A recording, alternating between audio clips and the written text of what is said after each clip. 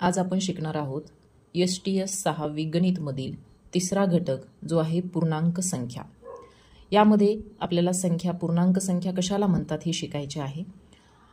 पहिला मुद्दा आहे आपण मोजण्यासाठी वापरलेल्या 1 2 3 4 5 या संख्यांना आपण मोज संख्या असे म्हणतो। म्हणजे 1 2 3 4 अशा पद्धतीने ज्या संख्या असतात पुढे पुढे चालत जातात असंख्य संख्या असतात या सर्व संख्यांना मोज संख्या असे म्हणतात। आणि या मोज संख्यांनाच अजून एक नाव आहे ते म्हणजे नैसर्गिक संख्या।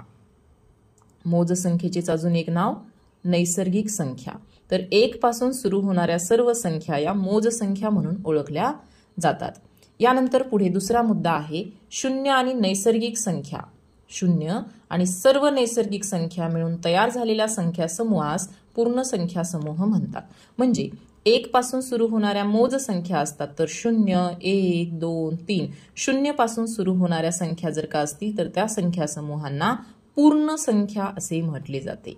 1 पासून सुरू होणाऱ्या नैसर्गिक संख्या, 0 पासून सुरू झाल्या तर पूर्ण संख्या। पुढचा मुद्दा आहे धन संख्येच्या आधी धन हे चिन्ह देत नाहीत। साधी गोष्ट आहे बघा, माझ्याकडे इथे संख्या लिहिलेली आहे 5। आता 5च्या मागे कोणतंही चिन्ह इथे लिहिलेलं नाही। याचा अर्थ ही संख्या धन संख्या असते, कारण धन संख्येच्या मागे काहीच नाही चिन्ह, याचा अर्थ तिथे धन चिन्ह असते। परंतु एखादी संख्या ऋण आहे हे दाखवण्यासाठी तिच्या मागे असे वजाबाकीचे चिन्ह लिहावे लागते। या संख्येला म्हणतात धन संख्या आणि ही संख्या असते ऋण संख्या। पण धन संख्येच्या मागे धन चिन्ह काढण्याची गरज नसते। काढले तरी चालते परंतु काढलेले ते नसते आणि ते काढण्याची गरज सुद्धा नाही। यानंतर पुढचा मुद्दा आहे की धन संख्या शून्य आणि ऋण संख्या मिळून संख्यांचा जो समूह तयार होतो त्याला पूर्णांक संख्या समूह म्हणतात। हे बघा ऋण 4 ऋण 3 ऋण 2 ऋण 1 0 1 2 3 4 इकडे ऋण ऋण इथे मध्यभागी 0 आहे, त्याच्या डावीकडे ऋण संख्या सगळ्या दिसत आहेत, त्याच्या उजवीकडे सगळ्या धन संख्या दिसत आहेत। तर ऋण संख्या शून्य आणि धन संख्या या सर्वांना मिळून पूर्णांक संख्या असे म्हणतात। यानंतर आपण पुढे पाहणार आहोत की बेरीज कशी करावी। जर का समजा दिलेल्या दोन्ही संख्यांची चिन्ह समान असतील तर त्या ठिकाणी बेरीज करावी। जर का दिलेल्या दोन्ही संख्यांची चिन्ह वेगवेगळी असतील तर वजाबाकी करावी आणि आलेल्या उत्तराला नेहमी मोठ्या संख्येचे चिन्ह द्यावे। आता इथे आपण उदाहरण पाहूया। बघा 3 अधिक 3 या 3च्या पाठीमागे कोणतेच चिन्ह नाही म्हणजे हे धन 3 आहे आणि या 3च्या पाठीमागे धन चिन्ह आहे म्हणजे हे सुद्धा धन आहे। दोन्ही संख्यांची चिन्ह धन धन म्हणजे समान आहेत म्हणून यांची करावी बेरीज। मग 3 आणि 3 किती होतात तर 6 होतात। आलेल्या उत्तराला मोठ्या संख्येचं चिन्ह, दोन्ही संख्या समानच आहेत म्हणजे धन चिन्ह येईल, धन चिन्ह देण्याची गरज नसते। पुढे बघा इथे -3 म्हणजे ऋण 3 अधिक 3 असे दिले आहे। तर एक संख्या ऋण आहे आणि दुसरी संख्या धन आहे, हे ऋण 3 हे धन 3। अशा वेळी वेगवेगळी चिन्हे असली की वजाबाकी करावी म्हणून 3 मधून 3 गेले तर किती होतील 0 होतील।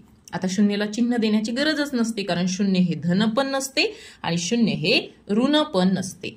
पुढे पहा 3 अधिक -3 हे 3 धन आहेत आणि हे 3 ऋण आहेत। अशा वेळेला या दोघांची काय करायची वजाबाकी म्हणून 3 मधून 3 गेले खाली राहिले 0।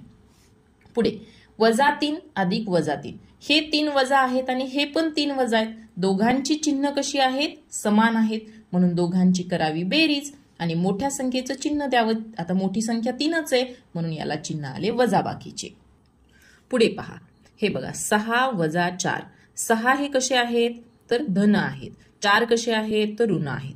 दोन्हींची चिन्हे वेगवेगळी आहेत मग वजाबाकी करा। 6 मधून 4 गेले शिल्लक राहिले 2। मोठी संख्या 6 आहे, 6चं चिन्ह धन आहे म्हणून हे 2 सुद्धा धन असतील। -6 वजा 4 6च्या मागे पण वजाचं चिन्ह आहे म्हणजे ऋण आहे आणि 4च्या मागे सुद्धा वजाचं चिन्ह आहे म्हणजे तो सुद्धा ऋण आहे। ज्या वेळेला दोघांची चिन्ह समान असतील तेव्हा त्यांची करावी बेरीज आणि आलेल्या उत्तराला मोठ्या संख्येचे चिन्ह द्यावे म्हणजे 6चे चिन्ह वजा। पुढे +6 वजा 4 आता दोघांची चिन्ह वेगवेगळी आहेत म्हणून ह्यांची होणार वजाबाकी म्हणून 6 मधून 4 गेले 2 शिल्लक राहिले आणि मोठ्या संख्येचं चिन्ह द्यायचं आहे। मग इथे 6 कसे आहेत तर धन आहेत म्हणून धनचं चिन्ह या ठिकाणी यायला हवं म्हणून उत्तर येईल 2। चला तर मग आता आपण प्रश्नांकडे जाऊया। पहिला प्रश्न आहे सर्वात लहान पूर्ण संख्या कोणती? पूर्ण संख्या कोणत्या असतात? तर 0 पासून सुरू होणाऱ्या संख्या या पूर्ण संख्या असतात. मग सर्वात लहान पूर्ण संख्या कोणती? तर ती 0 असते. म्हणून पर्याय क्रमांक 2 हे या प्रश्नाचे उत्तर. पुढचा प्रश्न, कोणत्या संख्येला पूर्वी चिन्ह लिहावे लागते? संख्या 2 असतात. एक असते धनसंख्या आणि दुसरी असते ऋण संख्या.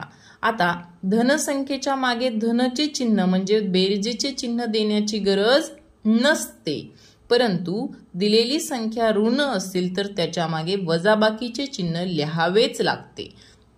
म्हणजे ऋण संख्येच्या पूर्वी चिन्ह लिहावे लागते. पुढचा प्रश्न, ऋण 94 या संख्येच्या विरुद्ध संख्या कोणती? एखादी संख्या ऋण असेल तर त्याची विरुद्ध संख्या ही धन असते. धन संख्या असेल तर त्याची विरुद्ध संख्या ऋण असते. मग ऋण 94 ची विरुद्ध संख्या धन 94 म्हणजे पर्याय क्रमांक 1. पुढचा प्रश्न, प्रश्न क्रमांक 4, शून्याची विरुद्ध संख्या कोणती? आता 0 हे धनही नसते आणि ऋणही नसते. मग काय होईल? तर 0 ची विरुद्ध संख्या 0च राहील. म्हणून पर्याय क्रमांक 3 हे या प्रश्नाचे उत्तर आहे. पुढचा प्रश्न, प्रश्न क्रमांक 5, चौकटीत योग्य चिन्ह लिहा. ऋण 32 चौकट ऋण 10. आता बघा यावरती काय असते, जर का दिलेल्या संख्या दोन्हीही ऋण असतील किंवा ऋण संख्येच्या बाबतीमध्ये जेव्हा आपण बोलत असू तेव्हा ऋण संख्येच्या बाबतीत अशा पद्धतीने संख्या रेषा असते. ऋण 1, ऋण 2, ऋण 3, ऋण 4, ऋण 5. ऋण 1 हा सगळ्यात मोठा असतो. हा कसा असतो? सगळ्यात मोठा. ऋण 2 त्याहून लहान असतो. ऋण 3 त्याहून लहान असतो. ऋण 4 त्याहून लहान असतो. ऋण 5 त्याहून लहान असतो. मग असं जर का आपण बघायला गेलो तर ऋण 32 लहान असतील ऋण 10 पेक्षा. म्हणजे प्रश्नाचे उत्तर पर्याय क्रमांक 1. या ठिकाणी असे लिहायला हवे, ऋण 32 लहान आहेत ऋण 10 पेक्षा, असे आपल्याला म्हणायला हवे. पुढचा प्रश्न, चौकटीत योग्य चिन्ह लिहा. ऋण 45 चौकट आणि 45. ऋण संख्या ह्या नेहमी धन संख्येपेक्षा लहानच असतात. म्हणजे जर का इथे मी असे पण लिहिले की ऋण 45 चौकट आणि इथे फक्त 1, तर ही ऋण 45 ही संख्या 1 पेक्षा लहान असते. ऋण 45 ही संख्या धन 1 पेक्षा लहान असते. म्हणजे याचा अर्थ ऋण 45 संख्या 45 पेक्षा लहान आहे. म्हणजे पर्याय क्रमांक 1 हे या प्रश्नाचे उत्तर. पुढचा प्रश्न, प्रश्न क्रमांक 6, प्रश्न क्रमांक 7, ऋण 6 वजा ऋण 11. हा प्रश्न आता महत्वाचा आहे, जरा समजून घ्या. बघा, ऋण 6 ही संख्या ऋण आहे. ऋण 11 ही पण संख्या ऋण आहे. पण इथे 2 ऋण आलेत. हा एक ऋण आणि हा दुसरा ऋण. मागच्या वर्षी यावरतीच प्रश्न आला होता. आता काय होत असतं, जेव्हा हे 2 ऋण संख्या ऋण चिन्ह एकमेकांना लागून येतात त्यावेळेला ऋण ऋण धन होत असते. म्हणजे काय होईल, तर या 11चे चिन्ह धन होईल. मग काय, तर 6चे चिन्ह ऋण आहे, 11चे चिन्ह धन झाले. म्हणजे दोघांची चिन्हे वेगवेगळी आली. वेगळी चिन्हे असतील तेव्हा दोघांची करावी लागते वजाबाकी. मग 11 मधून 6 गेले, शिल्लक राहिले 5. आता 5ला चिन्ह कोणाचं द्यायचं, तर जी संख्या मोठी असेल. मग 11 ही संख्या मोठी आणि त्याचे चिन्ह धन झाले होते. म्हणजे उत्तर आपले काय यायला हवे, तर फक्त 5 यायला हवे. पर्याय क्रमांक 4 हे आपल्या प्रश्नाचे उत्तर आहे. पुढचा प्रश्न, 85 अधिक ऋण 67. आता 85 धन आहेत, 67 ऋण आहेत. मग दोघांची चिन्ह वेगवेगळी असतील तर वजाबाकी होते. मग 85 मधून 67 गेले आणि त्यानंतर काय होईल, तर मोठ्या संख्येचं त्याला चिन्ह येईल. म्हणजे 85चे चिन्ह त्या उत्तराला यायला हवे. मग उत्तर काय येणार, तर उत्तर येणार धन 18. पुढचा प्रश्न, ऋण 8ची विरुद्ध संख्या व 5ची विरुद्ध संख्या यांची बेरीज किती? आता ऋण 8ची विरुद्ध संख्या 8 होते आणि 5ची विरुद्ध संख्या ऋण 5 होते. म्हणजे काय होईल तर 8 काय करायची बेरीज अधिक 5ची विरुद्ध संख्या ऋण 5. करा बरं बेरीज. आता हे 8 आहेत ऋण धन, हे 5 आहेत ऋण, म्हणजे दोघांची चिन्हे वेगवेगळी आहेत. वेगळी चिन्हे असतील तर वजाबाकी होते.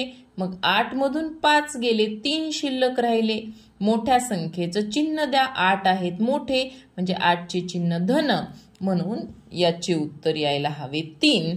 म्हणजेच पर्याय क्रमांक 2 हे या प्रश्नाचे उत्तर आहे.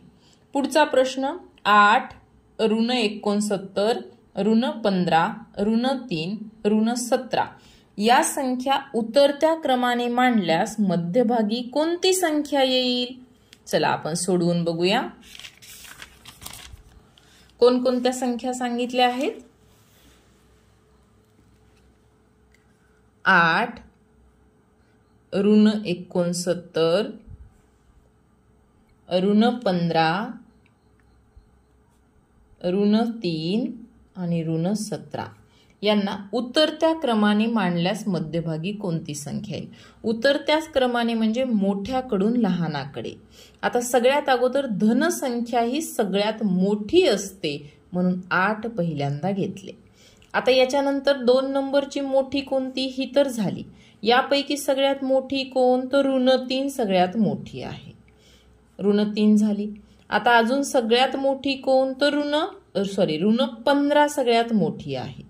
ऋण 15च्या नंतर ऋण 17 मोठी आहे आणि सर्वात लहान संख्या आहे ऋण 69. त्यांनी विचारलं मध्यभागी कोणती संख्या येईल, तर मध्यभागी ऋण 15 ही संख्या येते. म्हणून पर्याय क्रमांक 3 हे या प्रश्नाचे उत्तर.